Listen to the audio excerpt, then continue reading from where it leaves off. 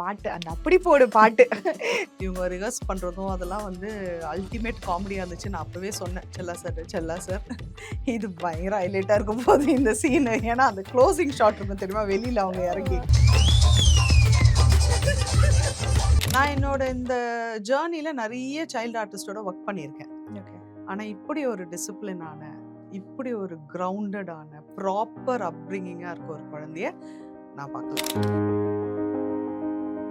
இப்போ தரமணிலாம் அவ்வளோ இன்டென்ஸாக இருக்கிறதுலாம் அவர் எனக்கு கொடுத்த ஒரே இன்புட் என்னன்னு பார்த்தீங்கன்னா, he made me watch Andrea scene. இதுக்கு உங்கள் சீன் தான் பதில் அப்படின்னாரு. இப்போ ஷூட் போயிட்டு இருக்கிறது பார்த்தீங்கன்னா நம்ம பிரதீப் ரங்கநாதன் அவருது ஃபர்ஸ்ட் ப்ரொடக்ஷன்ல பண்றாரு. அது எஸ் 5 வருஷம் நீங்க இந்த ஆஃபீஸ் பக்கமே வரக்கூடாதான், வந்தா பிடிச்சி ஜெயிலில் வச்சு புள்ள பிடிச்சி உள்ள வச்சிருவாராங்க. இங்க கூட இல்லையாங்க, தீஹாருக்கு கொண்டு போயிடுவாங்களா அப்படின்னு. அதுக்கு அவர் வந்து ஏய் இதெல்லாம் அவன் சொன்ன மாதிரி தெரியல, நீயா சொல்ற மாதிரி இருக்கு, நீங்க அவரு தாங்க சொன்னாரு அப்படின்னு. நான் அதெல்லாம் கட்டானது எனக்கு ரொம்ப வருத்தம் இருக்கு. அதை விட எனக்கு பெரிய வருத்தம் என்னன்னா, ஒரு டென்ஷன் இல்லை, ஒரு இது இல்லை, எல்லார்ட்டையும் வந்து எல்லார்கிட்டையும் போய் ஃபோட்டோ போஸ்ட் கொடுத்துட்டு அதுக்கு மாதிரி போய் உட்காந்து எல்லார்ட்டையும் பேசி, she wished everyone going in, she thanked everyone by leaving. Vishnu Vishal sir பெருசா பேச மாட்டாரு ஆக்சுவலா. ஓகே, ஆமா, ரொம்ப குவைட், யார்ட்டுமே பேச மாட்டாரு. ஓகே, அவருக்குன்னு அந்த ஒரு 2-3 பேர் இருப்பாங்க, அவங்ககிட்ட மட்டும்தான் பேசுவாரு.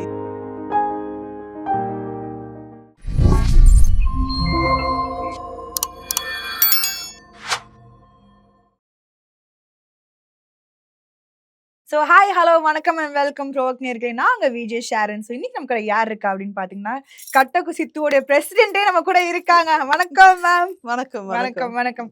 ஸோ உங்க பேர் லிசின்றது நிறைய பேர் மறந்துட்டாங்க. நிறைய பேர் இப்போ பஞ்சாயத்து பிரசிடென்ட் வந்திருக்காங்க அப்படின்னு தான் சொல்றாங்க. அதனால தான் இன்ட்ரோ அப்படி போக வேண்டியதா இருக்கு. இல்ல, லிசிங்கிறது வந்து ஃபர்ஸ்ட்ல இருந்தே எல்லாருக்குமே ரெஜிஸ்டர் ஆகல, அதான் உண்மை. என் பேர் லிசி ஆண்டனி. லிசி ஆண்டனி. வாவ், லிசியில வந்து நம்ம சக்சஸ் அப்படின்றதும் இருக்கு. Okay ma'am. ஓகே, ஸோ கட்ட குஸ்தி 2 செம்ம சக்ஸஸ்ஃபுல்லா போயிட்டு இருக்கு. ஸோ வந்து நான் ஏன் இவ்வளோ ஷுவரா சொல்றேன் அப்படின்னா, நேற்று நைட் ஷோ போயிட்டு வந்தேன் ma'am. Night show, Monday night show ஃபுல்லா இருக்கு தியேட்டர். கேட்கவே சந்தோஷமா இருக்கு. செம்ம ரெஸ்பான்ஸ். ஸோ வந்து கட்டகுஸ்தி 1க்கு எவ்வளோ பெரிய ரெஸ்பான்ஸ் இருந்ததோ அதை விட ஒரு 8 பரவு அதிகமாக தான் கட்டகுஸ்தியோட ரெஸ்பான்ஸ் இருக்கு. அண்ட் உங்களுக்குரிய அந்த சீன்ஸ்ல பயங்கரமா கிளாஸ் தட்டி ஆடியன்ஸ் பயங்கரமா என்ஜாய் பண்ணி பார்க்குறாங்க. உங்களோட கேரக்டர் பயங்கரமா மக்கள் ரேட் பண்ணிக்கிறாங்க. ஸோ இந்த சக்ஸஸ் இதெல்லாம் பார்க்கும்போது நீங்க கண்டிப்பா பார்த்துருப்பீங்க, தியேட்டர் விசிட் போயிருப்பீங்க, இன்ஸ்டாகிராம்ல யாரும் அமைச்சிருப்பாங்க, இவ்வளோ எங்கேஜிங்கா இருக்கு, புக்ஸ் ஆகுது, டிக்கெட்ஸ் எல்லாமே ஃபுல்லா இருக்கு அப்படின்னு சொல்லி. அதெல்லாம் கேட்கும் இவ்வளோ சந்தோஷமா இருக்கு. அதுல இருந்து ஆரம்பிக்கலாம். It's a long journey. ஒரு 16 வருஷம் ஜேர்னி இது. 16 வருஷம் தான் நினைக்கிறேன். இதுல வந்து நான் ரொம்ப ஸ்லோ அண்ட் ஸ்டெடியா மேல வந்திருக்கேன். அதுல எனக்கு ரிக்ரெட்லாம் இருக்கான்னு கேட்டிங்கன்னா கிடையாது. கொஞ்சம் ஆதங்கம் இருக்கு. ஆனா வந்து நான் நிறைய சந்தோஷமா இருக்கு. ஏன்னா ரொம்ப நிறுத்தி நிதானமா இந்த இடத்துக்கு நான் வரேன். ஸோ அது வந்து என்னன்னா, அது ஒரு பெர்மனன்ட் சக்சஸ் மாதிரி. ஓகே, இப்படி பூத்து இப்படி போவாது. எஸ். ஸோ இது வந்து சஸ்டெயின் ஆகி நிற்கும், இது ரொம்ப வருஷத்துக்கு நிற்குங்கிறது தான் அதோட டேக்அவே. நான் எடுத்துக்கிற டேக்அவே அப்படிதான், நான் அப்படிதான் எடுத்துப்பேன். ஏன்னா that is how you should take every thing. So இந்த சக்ஸஸே நீங்க பார்த்தீங்கன்னா, நான் இப்படி படிப்படியா பார்த்தேன் சக்ஸஸையுமே.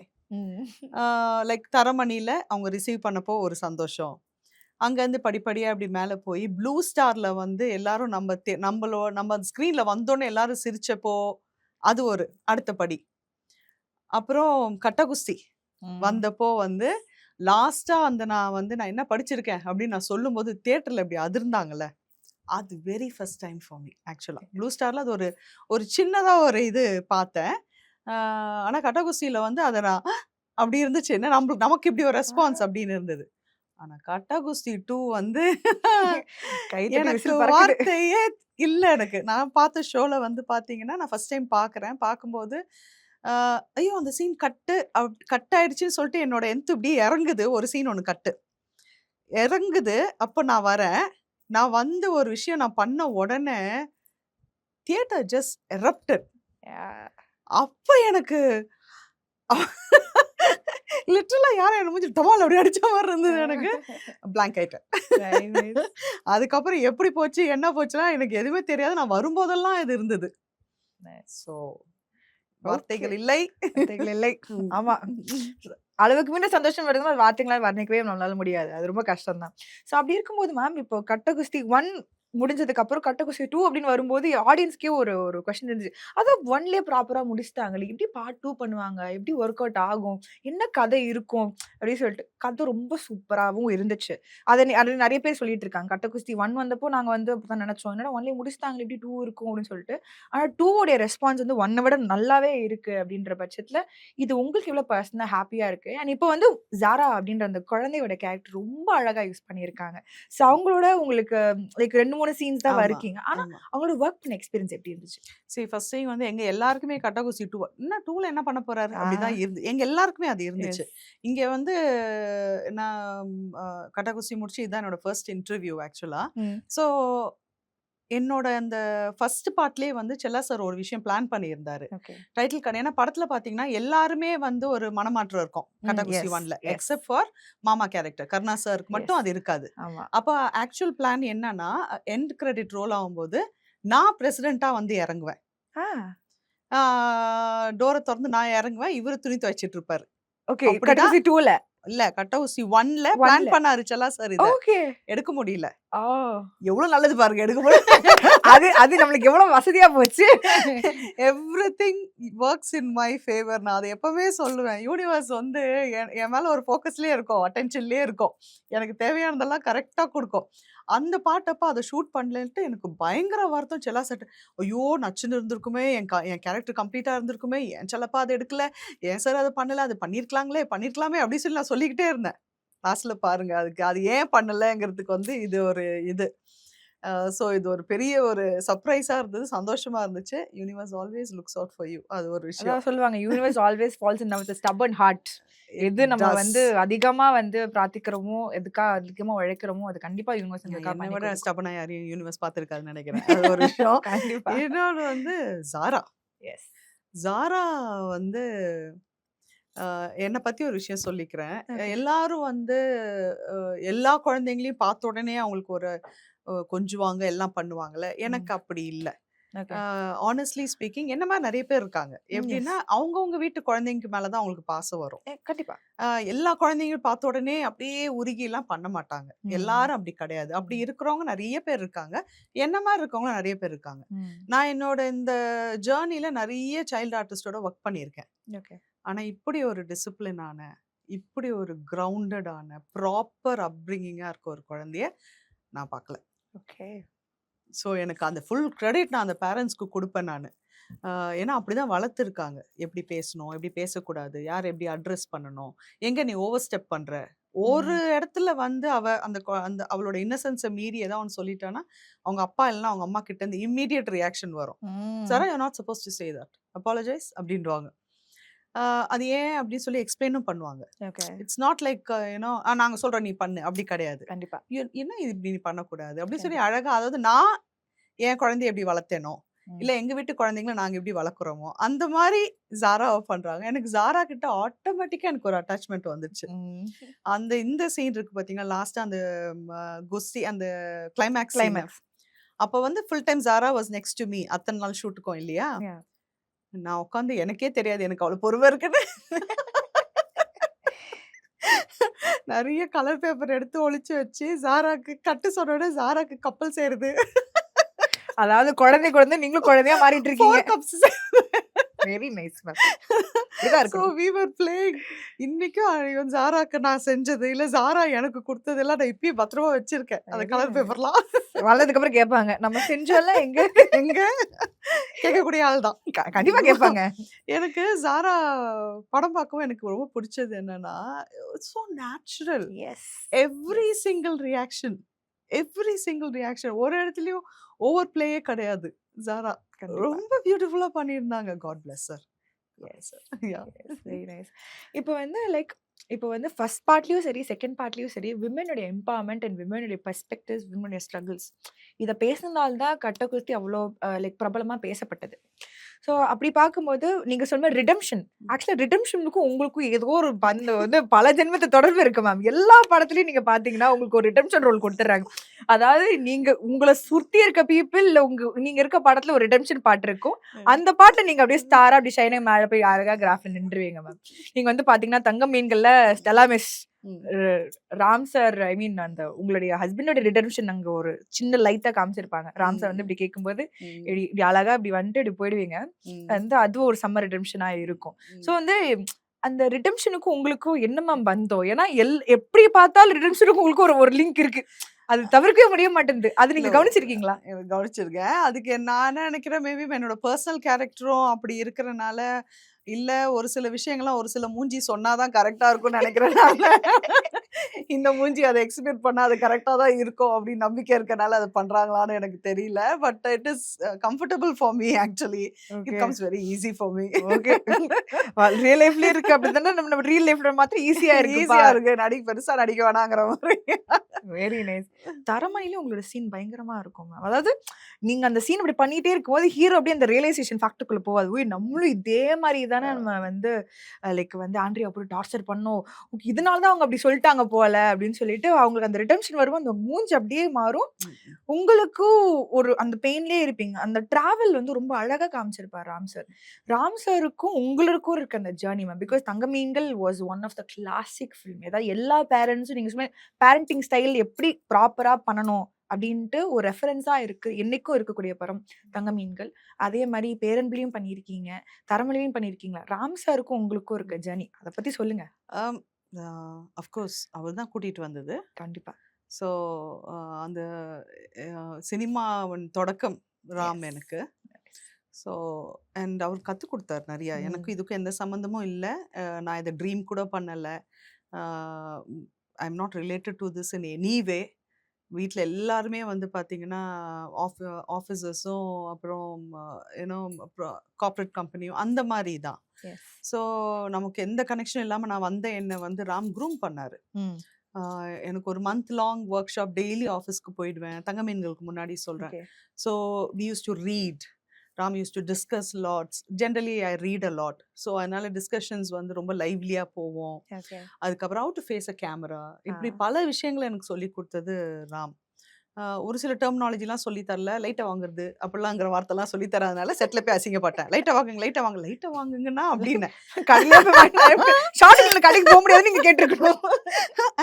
அப்படியே பிளாங்க் ஆனேன் நான். இது ஃபர்ஸ்ட் டேவே நடந்துச்சு. ஓகே. ஸோ அந்த மாதிரி எல்லாம் சொல்லி தரல அவரு. பாக்கியெல்லாம் சொல்லி கொடுத்தாரு. அதாவது கேமரா முன்னாடி நின்று ஃபர்ஸ்ட் ஷாட்டே சிங்கிள் டேக்ல முடிக்கிற அளவுக்கு என்ன ப்ரிப்பேர் பண்ணி கூட்டு போனார். Very nice. என்னோட கெரியரோட ஃபர்ஸ்ட் ஷாட்டே. ஸோ அந்த ரிலேஷன்ஷிப் இஸ் ஒரு பயங்கர லிட்டரலாக நான் எப்பவுமே சொல்லுவேன், is my mentor, is my guru அப்படின்னு நான் சொல்லுவேன். இப்போ தரமணிலாம் அவ்வளோ இன்டென்ஸாக இருக்கிறதெல்லாம் அவர் எனக்கு கொடுத்த ஒரே இன்புட் என்னன்னு பார்த்தீங்கன்னா, he made me watch Andrea scene. Okay. அந்த சீனை வந்து பாருங்க அப்படின்னாரு. பார்த்தீங்களா அப்படின்னா நான் ஜென்ரலாக பார்த்தேன். எனக்கு அந்த ஐ லைக் அந்த லோ எல்லாமே எனக்கு பயமாக பிடிச்சிருந்தது. அப்புறம் வந்து வி டிஸ்கஸ் பண்ணோம். சூப்பராக இருக்கு ராம், இது இப்படி இருக்கு, அந்த அவங்க அந்த பிச்சை ஹிட் பண்ணும்போது நல்லா இருக்கு எல்லாம் பேசி முடிச்சோன்னே, இதுக்கு உங்க சீன் தான் பதில் அப்படின்னாரு. அப்ப நான் இன்னொரு பார்க்குறேன். ஒன்ஸ் மோர் ப்ளீஸ் அப்படின்னு சொல்லிட்டு இன்னொரு வாட்டி நான் அந்த கண்ணோட்டத்துல பார்த்தேன். ஓகே. எங்க நான் பதில் கொடுக்கணும் அப்படிங்கிற கண்ணோட்டம் இவ்வளவுதான். ஓகே. இல்லாம நீங்க நில்லுனோம் கத்துனோம் எதுவுமே கிடையாது. ராம் வந்து he took me on a journey. அந்த சீன் ஒரு ஃபுல் படத்துக்கு உரிய எக்ஸ்பீரியன்ஸ் அந்த ஒரு சீன்ல இருக்கும் எனக்கு பர்சனலா. ஒரு ஃபுல் படம் ஃபுல் ஃப்ளெட்ஜா நம்ம ஷூட்டுக்கு போனா எப்படி இருக்குமோ அப்படி எனக்கு அந்த கப்புள் ஆஃப் டேஸ் இருந்துச்சு அந்த சீன் ஷூட் பண்ணும்போது. அந்த ஜேர்னி, அந்த எலிவேஷன் அதெல்லாம் இருந்தாலும் மேம், இப்போ அந்த தாட் ப்ராசஸ்ல அந்த விமனோட பெர்ஸ்பெக்டிவ், அதாவது ஒரு விமனுக்கு இருக்க ஸ்ட்ரகிள்ஸ், அந்த எம்பவர்மெண்ட், அந்த இப்போ ஒரு விமன்னா இப்படிதான் இருக்கணும், விமன்னா கிச்சனுக்கு தான், you are meant for the kitchen, நீங்க வந்து இவ்வளோ இருந்தா போதும், இவ்வளோ படிச்சா போதும், இவ்வளோ தெரிஞ்சுக்கிட்டா போதுன்ற மாதிரி ரொம்ப சப்ரெஸ் பண்ணி மாதிரி தான் உங்களோட கேரக்டர் பார்ட் 1ல வந்து காமிச்சிருப்பாங்க. ஆனா அந்த சப்ரெஷனுடைய ரிசல்ட் வந்து அந்த ஒரு அவுட்பர்ஸ்ட் பார்ட் 2ல வந்து அவ்வளோ அழகா பிளேஸ் ஆயிருக்கும். இந்த மாதிரி ரியல் லைஃப்ல லைக் வந்து லைக் உங்களுக்கு யாராவது அப்ரெஸ் பண்ணா நீங்க ரியல் லைஃப்ல என்ன பண்ணுவீங்க? ரியல் லைஃப்ல நீங்க என்ன பண்றீங்க நாங்க ஸ்க்ரீன்ல பார்த்துட்டோம். ரியல் லைஃப்ல உங்களுக்கு யாராவது வந்து இந்த மாரி விமன்னா இவ்வளவுதான் இருக்கணும். இவ்வளவுதான் ட்ரெஸ் போடணும். இந்த மாரி லிப்ஸ்டிக்லாம் போடக்கூடாது. இவ்வளவு ஹேர் ஸ்டைல் விடக்கூடாது. இந்த ஏஜ்க்கு ஏத்த மாரி ட்ரெஸ் பண்ணுங்க. அந்த மாரி ரியல் லைஃப்ல லிஸி மேம் பார்த்து யாராவது சொன்னா என்ன சொல்வீங்க? ஃபர்ஸ்ட் டைம் ரொம்ப ஸ்ட்ராங்கான விமன் இருக்க ஃபேமிலிலேருந்து நான் வரேன். ஓகே. ரைட் ஃப்ரம் மை அம்மம்மா, ம். எவ்ரிபடி. மை அம்மம்மா and all worked.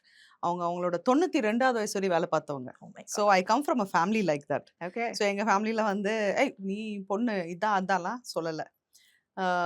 We all women are very very strong ம். இந்த ஃபேமிலி. பட் அதே டைமில் வந்து ஆரகன்ஸோ அதையும் வந்து ஃபேமிலியில் வந்து என்கரேஜ் பண்ண மாட்டாங்க. ஓகே. நீ வந்து ஸ்ட்ராங்குங்கிறதுக்காக நீ ஆரகண்ட்டாக பிஹேவ் பண்ணுறது எங்கள் ஃபேமிலியில் ஒத்துக்க அந்த மாட்டாங்க. டிஃபரன்ஸ்.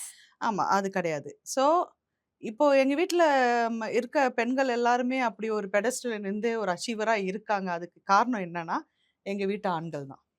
ஏன்னா, எங்க வீட்டு ஆண்கள் தான் எங்கள தூக்கி நிப்பாட்டுற தூணே. Yes. So, they are their supporting us. They are their shouldering us. போ பண்ணு. பண்ணிட்டு வா பார்த்துக்கலாம். எது வந்தாலும் பார்த்துக்கலாம். எது வந்தாலும் பார்த்துக்கலாம். நாங்க இருக்கோம். நீ போ. நீ கஷ்டப்படாத. இண்டஸ்ட்ரியில வந்து இவ்வளோ வருஷம் வந்து சம்பளம் இவ்வளோ தானா? பரவாயில்ல. உனக்கு புடிச்சிருக்கா? நீ பண்ணு. இங்க பாக்கி நான் பார்த்துக்கிறேன். அப்படிங்கிற மாரி தான் எங்க வீட்டு ஆண்கள் எல்லாருமே. நான் அப்படிதான் என் பையனையும் வளர்த்துருக்கேன். அது ரொம்ப ரொம்ப முக்கியம். ஸோ, ம். அதனால என்கிட்ட வந்து என்னைய பார்த்தா உங்களுக்கு தோணுதா? என்கிட்ட யார வந்து, "ஏய் நீ பொண்ணு, நீ இவ்வளோதான் பண்ணணும்." அப்படின்னு சொல்ற மாரியா இருக்கு இந்த மூஞ்சி? Which side of me tells you that I really don't know. என்கிட்டலாம் யாரும் அப்படி சொல்றதும் இல்ல, ஓகே. சொன்னதும் இல்ல. அப்படி அளவுக்கு மீறியமா ஒரு சிலவங்க இருக்காங்க. ஆ நான் ஒரு சிலதெல்லாம் ரியாக்ட் பண்ணும்போது, நான் ஒரு பெண்ணுங்கிறனாலே அவங்க ஃபேஸ்ல அது தெரியும். ம். அப்படி ம். தெரியும்போது நான் இம்மீடியட்டா அவங்கள திருத்திடுவேன். இன்ஸ்டன்ட்டா நான் வந்து சொல்லுவேன். கேவலமா இருக்கு மாத்திக்கோங்க சொல்றேன். நடக்காது அப்படின்டுவேன் நானு. அத நான் ரொம்ப ஸ்ட்ராங்காவே சொல்லிடுவேன். அது அவசியமே கிடையாது. நம்ம ஓகே. வந்து திமிரா பண்ணல. ம். நம்ம ரியாலிட்டிய பத்தி பேசுறோம். கண்டிப்பா. இப்ப வந்து ஐஸ்வர்யா லட்சுமி வந்து ஒரு பாயிண்ட்ல வந்து ஜரா வந்து ஃபோர்ஸ் பண்ணுவாங்க. ம். நான் வந்து ஒரு ரெஸ்லர். அப்ப என்னுடைய பொண்ணு வந்து தற்காப்புக்கு தெரியணும்ல. ம். ம். அவ கிளாஸஸ் போகணும். அவளுக்கு டிசிப்ளின் வேணும். அந்த மாரி சொல்லிட்டு ஜராக்கு ஆனா டான்சிங்ல தான் இன்ட்ரெஸ்ட் இருக்கும். ம். ஸோ அந்த மாரி ஒரு பிடிக்காத விஷயத்துல குழந்தைங்கள ஃபோர்ஸ் பண்றது வந்து ஒரு ஒரு ரெஸ்லரா இருந்து அதே என்விரான்மென்ட்ல இருந்து ஃபோர்ஸ் பண்ணி அத உடைச்சு சாதிச்ச ஒருத்தரே மறுபடியும் அதே சைக்கிள் அவங்க குழந்தைகளுக்கு வந்து பண்ணுவாங்க பார்ட் 2ல. ம். இது வந்து ரியல் லைஃப்ல நெறைய அம்மாக்கள் பண்றது. ம். அவங்களே ஒரு கஷ்டப்பட்டு ஒரு ஃபேமிலி இந்த ட்ராமா ம். அந்த ஜெனரேஷன் கர்ஸ் ஒரு பேட்டர்ன்ஸ் வந்து வெளியில சிஸ்டம்ல இருந்து வெளிய வந்திருப்பாங்க. ம். வெளியில வந்து ஷைன் பண்ணி ஓரளவுக்கு போயிட்டு இருக்கும்போது திடீர்னு கல்யாணம் குழந்தை வந்து அப்படியே ஒரு ஸ்டெப் வந்து இறங்கும்போது மறுபடியும் அதே தான் அவங்களும் பண்ணுவாங்க. சோ இந்த இதுதானே. பேட்டர்ன் வந்து சொல்லுங்க ஓகே. சொல்லுங்க. இந்த பேட்டர்ன் வந்து நீங்க பேரண்ட்ஸ் கிட்ட வந்து பார்க்கும்போது, இந்த பேரண்ட்ஸ உடைக்கிறதுக்கு ஒரு பேரண்ட் என்ன பண்ணணும்? இல்ல இதுதானே இப்போ ரியாலிட்டி. நீங்க பாருங்களேன். ரொம்ப கஷ்டப்பட்ட ஒரு மருமக தான் ரொம்ப அராஜகமான மாமியாரா மாறுறத நம்ம வந்து டைம் அண்ட் அகைன் நம்ம லைஃப்ல பார்த்துக்கிட்டே தான் வரோம் நம்ம. யாஹ்! அத எங்கேயாவது பிரேக் பண்ணணுங்கிற அந்த அறிவு வந்து இப்ப ஆக்சுவலா நெறைய பேருக்கு அந்த அவேர்னஸ் இருக்கு. I went yes. Through this. I will make sure another person doesn't go through yes. அப்படிங்கிற ஒரு அவேர்னஸ் இப்ப நெறையாவே இருக்கு. இன்னொன்னு பார்த்தீங்கன்னா, இதே படத்திலேயே இதுக்கு பதில் குடுத்திருப்பாரு செல்லா சார். ம். அப்பா வந்து சொல்லுவாரு. ம். "உன்னைய நான் ஃபோர்ஸ் பண்ணேன். அப்போ ஆனா நீ உனக்கு இதான் வேணுங்கிறத நீ பண்ணல. இப்ப நான் பண்ண அதே தப்ப நீ பண்றியே" அப்படின்னு ஆமா. சொல்லிட்டு ஒரு அட்வைஸ் குடுக்கும்போது, இங்க அந்த ஒரு டிரான்சிஷன் வரும். கண்டிப்பா.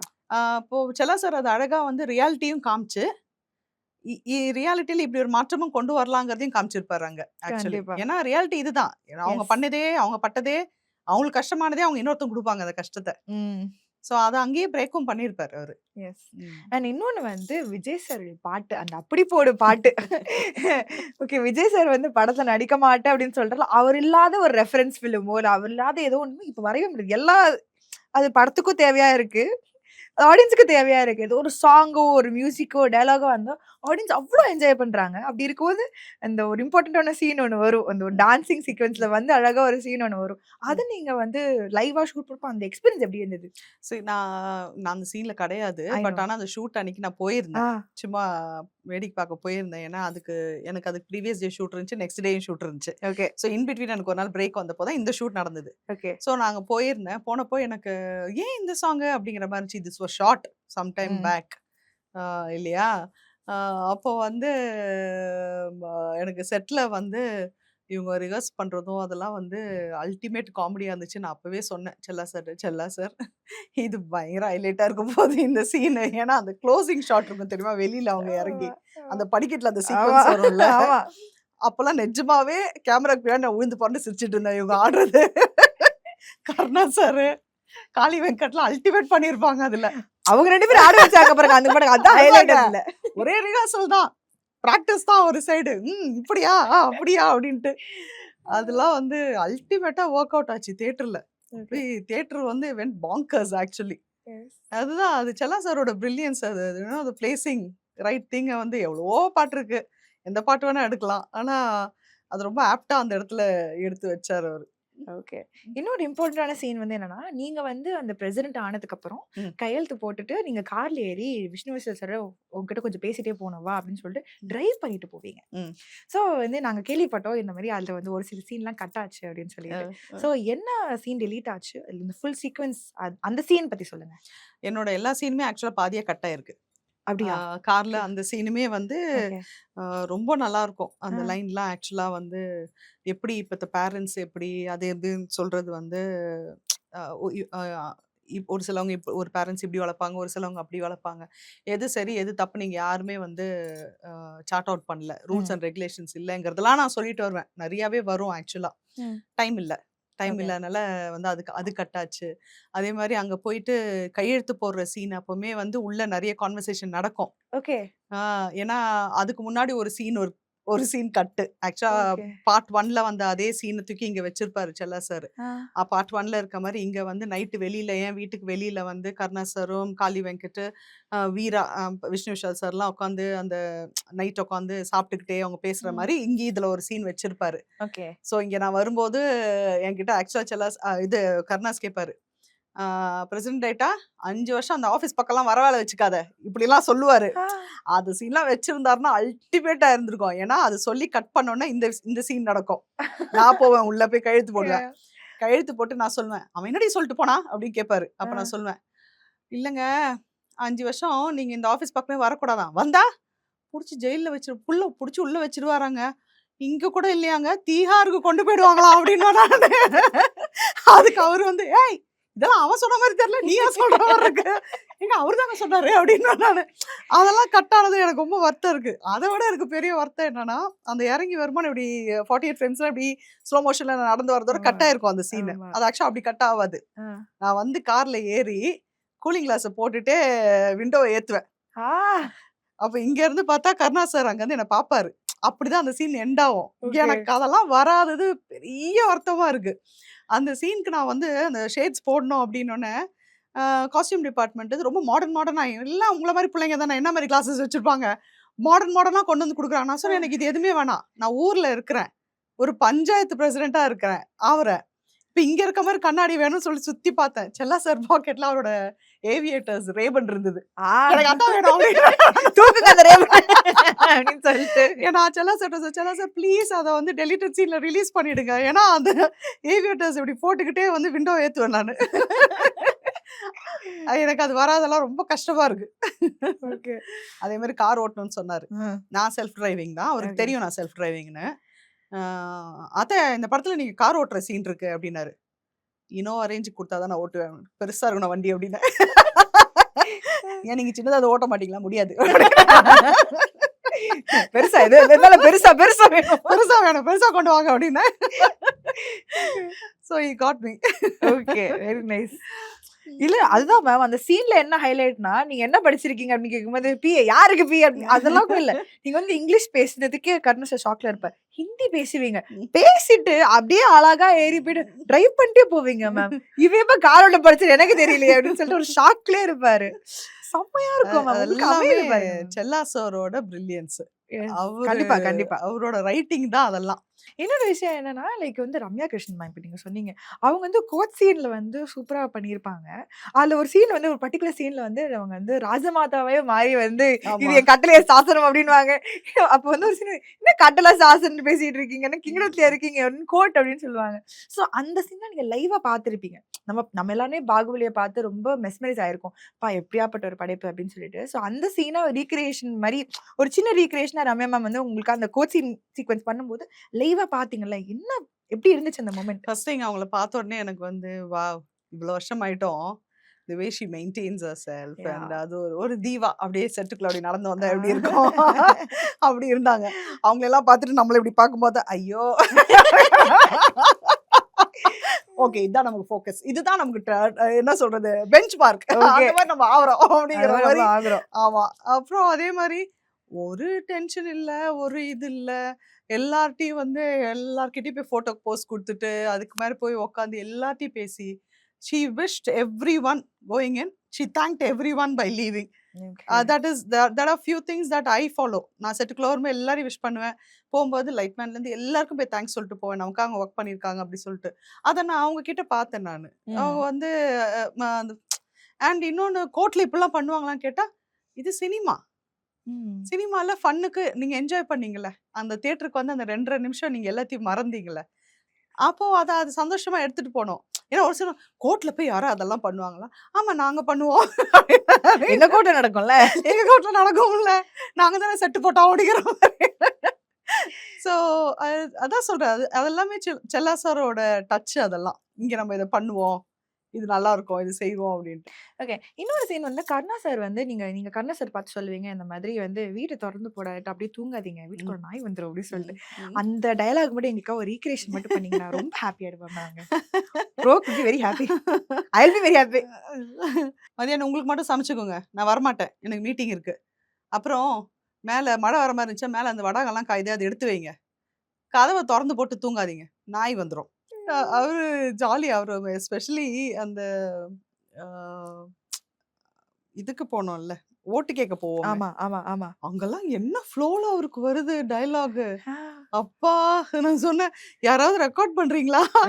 டப்பிங்ல இதெல்லாம் பேச சொல்லுங்க ப்ளீஸ், யாராவது ரெக்கார்ட் பண்ணுங்கன்னு. அப்ப அவர் சொல்றாரு, அப்ப வேற ஏதாவது வருமா? இதோட பெட்டரா வரும், அப்ப பாத்துக்கலான்றாரு. அதான் ஒன்ஸ் அவர் வாயில இருந்து வருது இன்னொரு வாட்டி வராது. பெட்டராவா தான் ஃப்ளோல வருது அப்படியே. சோ அதெல்லாம் ஒரு ஃபன்னு தான். ஓகே. உங்களுக்கு பர்சனலா ஐஸ்வர்யா லட்சுமியோட என்ன மேம் ராப்போ இருந்தது? பிகாஸ் அவங்க வந்து ஒரு சூப்பரான அவங்களோட ஸ்கிரிப்ட் செலக்ஷன் பார்த்தீங்கன்னா, அவங்க ரொம்ப யூனிக்கா, ரொம்ப ஸ்ட்ராங்கான ஸ்கிரிப்ட்ஸா செலக்ட் பண்றாங்க. அதே மாதிரி தான் விஷ்ணு விஷால் சாரும். இவங்க 2 பேரோட ஸ்கிரிப்ட் செலக்ஷனுமே பார்த்தீங்கன்னா, ரொம்ப யூனிக்கா, ஸ்ட்ராங்கா, கன்டென்ட் ஓரியன்டடா இருக்கும். ஸோ அந்த மாதிரி யங் ஆக்டர்ஸோட நீங்க ஒர்க் பண்ணும்போது அந்த எக்ஸ்பீரியன்ஸ் 2 பேரோட எக்ஸ்பீரியன்ஸ் பத்தி சொல்லுங்க. ஐஷு வந்து very grounded and very intelligent. Okay. So I like that about Aishu. And extreme respect இருக்கு. எனக்கு ஐஷுக்கு பர்சனலாக எனக்கு ரொம்ப ரெஸ்பெக்ட் இருக்கு. ஏன்னா ஐஷு வந்து எல்லாருக்கும் அவ்வளோ ரெஸ்பெக்ட் கொடுப்பாங்க. Personally she will connect. எனக்கும் ஐஷுக்கும் காம்பினேஷனே கிடையாது. என்கிட்ட கனெக்ட் ஆகணும்னே அவசியம் இல்லை. ஆனா நீங்க பாத்தீங்கன்னா Aishu will know what game I'm playing. அந்த அளவுக்கு வந்து ஷி வில் டேக். ஒரு செட்டுக்குள்ள வந்தா எல்லாரையும் அந்த கம்ஃபர்ட் ஆக்கி அந்த ஒரு இது இருக்குல்ல, அதெல்லாம் வந்து அவங்களோட எஜுகேஷனையும் அப்ரிங்கிங்கையும் காமிக்குது. ஸோ எனக்கு எனக்கு ரொம்ப பிடிச்ச ஒரு heroine Aishu. Really really like her. Okay. Vishnu Vishal sir. Vishnu Vishal sir பெருசா பேச மாட்டாரு ஆக்சுவலா. ஓகே. ஆமா, ரொம்ப குவைட். யார்ட்டுமே பேச மாட்டாரு. ஓகே. அவருக்குன்னு அந்த ஒரு 2 3 பேர் இருப்பாங்க, அவங்க கிட்ட மட்டும் தான் பேசுவாரு. இஸ் நாட் ரொம்ப ஒரு இன்ட்ரோவர்ட் சார். வெளியில அதனாலதான் அவர் இது வரைக்குமே இன்டர்வியூலாம் கூட பெருசா பேசல. ஐ திங்க் முதல்ல கட்டா குஸ்தி 2க்கு தான் அவர் இவ்வளவு இன்டர்வியூ எல்லாம் கொடுத்தே எல்லாரும் பாக்குறாங்கன்னு நினைக்கிறேன் நான். I have no clue. ஆமா, அவர் ரொம்ப பேச மாட்டாரு. Is extremely an introvert. ரொம்ப குவைட்டா இருப்பாரு. He'll be within himself. செட்டுக்குள்ள வந்துட்டாலும் வந்து ரொம்ப பேசி சிரிச்சு எல்லாருக்கும் அப்படிலாம் கிடையாது. அவருக்கு அந்த கம்ஃபர்ட் இருக்கு, அவங்ககிட்ட மட்டும்தான் பேசுவாரு. And is respectful to every one. டைமுக்கு இருப்பாரு. அவர் ப்ரொடக்ஷன் அப்படி ஒன்றும் எல்லாம் சொன்னா அவர் தானே ப்ரொடியூஸ் பண்ணாங்க அப்படிதான் இருப்பாங்கன்னு வர இல்லை. ஆக்சுவலாக அவர் வந்து I have always seen him. கரெக்டாக இருப்பாரு. ஒரு இது கூட வேஸ்ட் ஆகாது. டைம் வந்து வேஸ்ட் ஆகாது. ஓகே. ஸோ இப்போ அடுத்து கட்ட குஸ்தி 2க்கு அப்புறம் லிஸி மேம்க்கு என்ன லைன் அப் இருக்கு? என் ஃபோன் கையில இல்லை. ஏன்னா நிறைய லைன் அப் இருக்கு. ஆக்சுவலா ரஞ்சித் சாரோட வேட்டுவம் முடிச்சாச்சு நாங்க. அது ரெடி ஆயிட்டு இருக்கு. அதுக்கப்புறம் நெட்ஃபிளிக்ஸ்க்கு ஒரு ப்ராஜெக்ட் ரெடி ஆயிட்டு இருக்கு. It's an original. அது நல்ல கலகலன்னு வர ஒரு ப்ராஜெக்ட். எதுவுமே நான் இன்ஃபர்மேஷன் கொடுக்க முடியாது, பிகாஸ் அவங்க இன்னும் ரிவீல் பண்ணல டைட்டில் இருந்து எல்லாமே. ஸோ அது வருது, அதுக்கு வெயிட்டிங்கு. அப்புறம் விஜய் ஆண்டனி சாரோட ஒரு படம் முடிச்சிருக்கேன். அப்புறம் நிறைய படங்கள் முடிச்சு ரிலீஸ்க்கு ரெடி ஆயிட்டு இருக்கு. இப்போ ஷூட் போயிட்டு இருக்கிறது பார்த்தீங்கன்னா நம்ம பிரதீப் ரங்கநாதன் அவருது ஃபர்ஸ்ட் ப்ரொடக்ஷன்ல பண்றாரு. அதுவா? Wow wow. எஸ். அது அனௌன்ஸ் பண்ணது 2 நாள் தான் ஆகுது. ஓகே. சோ அது that is going on. So that's a very very interesting role also. Yes. So நல்லா இருக்கு. சூப்பர். Full young team. அதான் ஆல்ஃபா யூனிட் போட்டிருக்காங்களே. ஜாலியா இருக்கு. ஜாலியா இருக்கு. அது நல்லா இருக்கு. எனக்கு ரொம்ப வித்தியாசமான ஒரு அனுபவமா இருக்கு. ஏன்னா okay. After working with Ranjith sir எல்லாம் வந்து அவங்க ஒரு ஜானர்ல எடுப்பாங்க இல்லையா? ம். ம். அதெல்லாம் பிரேக் பண்ற மாரி இருக்கு இது. Okay ma'am. இப்போ நீங்க இத வந்து லைக் டூ எண்ட் வித் நீங்க சொன்னீங்க சினிமாவுக்கு வரதுக்கு முன்னாடி நீங்க ஒரு கார்ப்பரேட்ல ஒரு ப்ரொஃபஷனல் ஜாப் தான் வொர்க் பண்ணீங்கன்னு சொல்லிட்டு, இப்போ இண்டஸ்ட்ரி வந்து 16 இயர்ஸ்க்கு அப்புறம் தான் உங்களுக்கு இந்த இந்த recognition, the love that you are getting. ஒருவேள லிஸி மேம் வந்து சினிமாவுக்கு வரலனா, லிஸி மேம் என்னவா இருந்திருப்பாங்க? நான் definitely I would be heading big shipping company. Okay. 100% எனக்கு ஓகே. தெரியும். That was my career path. அத நோக்கி ம். தான் நான் போயிட்டு இருந்தேன். நான் படிச்சு, முடிச்சு ஃபுல் டெடிகேட்டா அப்படிதான் போயிருந்தேன். இந்நேரத்துக்கு ஒரு பெரிய பொசிஷன்ல ஏதாவது ஒரு கண்ட்ரில உட்காந்துருப்பேன் நானு. ஆ நெறைய சம்பாதிச்சிருப்பேன். சினிமால அது ஒண்ணு தான் நடக்கல எனக்கு ஆக்சுவலா. ஓகே. சம்பாத்தியம் வந்து ரொம்ப கம்மியா தான் இதுவரைக்கும் இருந்துச்சு. இனிமேட்டு தான் அது இப்பதான் ஆரம்பிக்கவே ம். செய்யுது. ம். ஸோ நான் அப்படி இருந்திருப்பேன். டோட்டலா வேற ஒரு லைஃப்ல இருந்திருப்பேன். இந்தியால இருந்திருக்க மாட்டேன் கண்டிப்பா. ஓகே. 100% இந்தியால இருந்திருக்க மாட்டேன். வெளியில தான் இருந்திருப்பேன். ஏன்னா வெளியில தான் வொர்க் பண்ணிட்டு இருந்தேன் நானு. ம். ஸோ நான் அது அப்படியே போயிருந்தேன்னா, அப்படியே ஏதாவது ஒரு வேர்ல்ட்ல ஏதோ ஒரு மூலையில ஹைஃபையா அது ஒரு வேற ஒரு லைஃப்ல, வேற ஒரு ஜோன்ல இருந்திருப்பேன். Okay ma'am. சூப்பர். ஸோ அவ்வளோதான் மேம். ஸோ இதுவரைக்கும் கேட்ட எல்லா கேள்விகளுக்கும் ரொம்ப பொறுமையா, ஜாலியா சிரிச்சுக்கிட்டே நெறைய இந்த இன்டர்வியூல நெறைய பேசணும். நெறைய ஷேர் பண்ணிக்கிட்டீங்க. So thank you so thank much. You. Thank you so much for the time. Thank you ma'am. Thank you so much. Thank you. Thank you.